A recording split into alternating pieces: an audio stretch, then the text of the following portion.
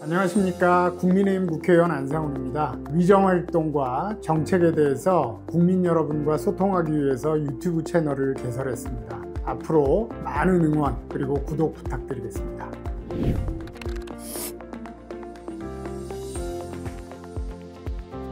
저는 22대 국회에 들어오기 전에 서울대학교 교수로 한 23, 4년 사회보장 그리고 복지국가에 대해서 연구하고 가르쳐 왔습니다. 제가 국회에 들어왔을 때 초심 대한민국의 복지국가를 좀 제대로 만들어보자 하는 것이었고요. 그것에 관해서 여러분들께 좀 쉽게 설명하는 그런 채널을 개설을 했습니다. 오늘은 그 첫 순서로 여러분들께서 굉장히 관심이 많으신 연금개혁에 대해서 조금 쉽게 설명드리도록 해보겠습니다. 연금제도가 생긴 거를 설명드리려면 먼저 우리가 산업화에 대해서 얘기를 해야 됩니다. 예전에 우리가 1차 산업에 종사할 때는 퇴직이라는 개념이 없었거든요. 우리가 일할 수 있을 때까지 일하면서 먹고 사는 시대가 그 1차 산업 시대였다고 한다면 그 2차 산업, 그 공장을 중심으로 한 산업화 시대가 되면 그 퇴직이라는 제도가 생기게 됩니다. 이제 산업사회가 돼서 2차 산업에 종사하는 분들이 퇴직을 하게 되면 어떻게 먹고 살지를 챙겨야 되는 그런 시대로 변화를 하게 됩니다. 그래서 생긴 게 이 연금제도고요. 제일 중요한 것은 개인이 퇴직 이후까지 생각하면서 합리적인 그런 경제적 결정을 할 수 있는가의 문제입니다. 대체로 그렇지 않다는 것이 학자들이 밝혀낸 사실이고요. 그렇기 때문에 국가가 이 연금에 들게 함으로써 그 퇴직 이후에 그 개개인의 노후소득 보장을 챙긴다는 의미가 있습니다. 그리고 두 번째로는 그 민간보험 같은 경우에는 그 노동시장에서 저학력 저숙년으로 좀 힘들었던 분들은 제대로 된 노후 준비를 하기가 힘듭니다.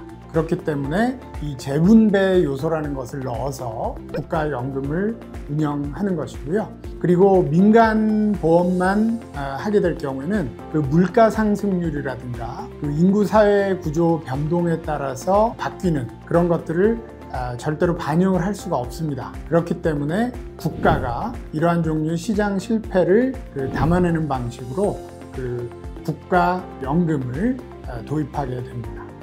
우리나라의 국민연금이 도입된 것은 1988년부터입니다. 당시에는 보험료 3%에 소득대체율 70%라는 사실은 좀 지속 가능하기 힘든 그런 제도로 시작됐습니다. 하지만 이해할 수 있는 부분이 있는 게 당시에는 국민들이 국민연금에 가입하도록 설득하는 게 중요했기 때문에 그렇게 됐고요.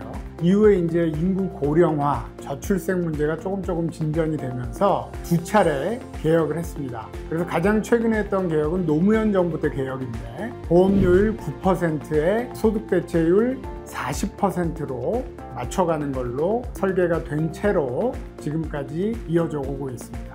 국민연금도 사회보험이기 때문에 가입자의 보험료로 운영이 됩니다. 그게 이제 사회보험 보험료라는 것이고 그 보험료를 소득의 몇 %를 낼 것이냐, 이것을 우리가 보험료율이라고 이야기를 합니다. 그리고 본인이 벌던 것에서 퇴직 후에 연금을 받을 때 기존에 자기가 노동시장에 참여할 때 벌었던 소득 대비 몇 %를 받느냐, 이것을 소득 대체율이라고 얘기를 하고 지금은 그게 이제 40%까지 가기로 그렇게 설정이 되어 있죠.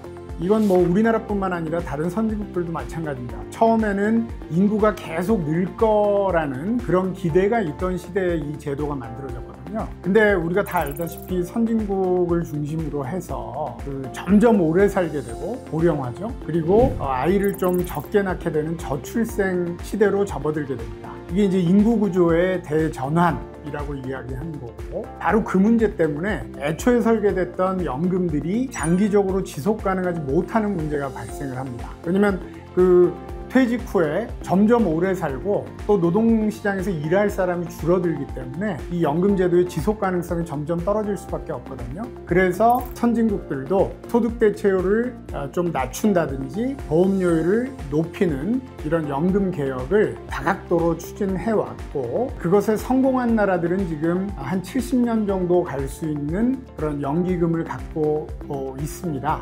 근데 우리는 지금 개혁이 미진해서 지금 고치지 않으면 된다면 미래 세대는 굉장히 보험료율이 급격히 올라가게 될 게 명약관한 그런 상황이다 얘기할 수 있습니다. 우리나라는 노무현 정부 때 개혁 이후로는 역대 정부들이 이 연금 개혁을 하지 않았습니다. 사실 이 연금 개혁이라는 것은 인구구조 변화 때문에 국민 부담을 보험료를 올리거나 소득 대체율을 좀 낮추는 쪽으로 갈 수밖에 없어서 정치인들로서는 하기 힘든 거거든요. 국회에서 곧 연금 특위가 만들어지면 본격적인 개혁을 추진할 그런 계획이 있습니다.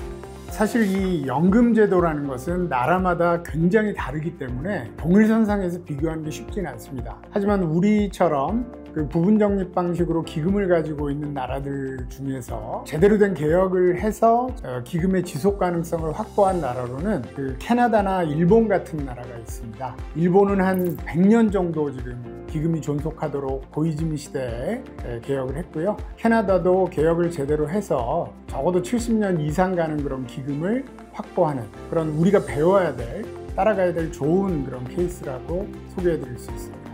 예, 오늘 유튜브를 통해서 여러분들과 만난 첫 시간인데요. 우리나라에서 지금 가장 중요하고 핫한 주제인 연금개혁에 대해서 조금 살펴보았습니다. 굉장히 복잡한 내용에 대해서 이걸 쉽게 설명드리는 것은 이번 한 번으로는 안 될 것 같고, 제가 여러분들이 이 정도면은 설명이 됐다라고 할 때까지 몇 회에 걸쳐서 앞으로 영상을 올리도록 하겠습니다. 좋아요와 구독 부탁드리겠습니다. 감사합니다.